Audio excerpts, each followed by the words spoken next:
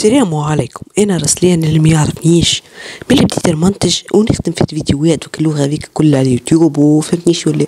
وانا تلقيني حاير في نوعيه الكونتنت اللي باش نقدمه او المحتوى اللي نقدمه. اي مره مشيت منه ومره من غادي، مره هو ضحك ومره فلسفه ومره كذا، لان عملت اليوتيوب قال لي برا وقت. توا فهمت علاش ما نجحتش، وقت علاش عشني كنت ما نصرفش على طبيعتي، مره هنا ومره غادي، مره هنا ومره غادي، ما نخلطش. ورغم ذلك كل انا الحاجه الوحيده اللي كنت نعملها ولا كنت نقلد، لا ولا نقلد في العباد. اما راه مانيش نسرق فيهم، تاعي انا خدمتي ما تقليد. لو تو فهمت اللي لازمني نكون على شخصيتي باش ننجح، باش تشهر شخصيتي باش العباد باش تعرفني بشخصيتي انا، مش بشخصيه العباد.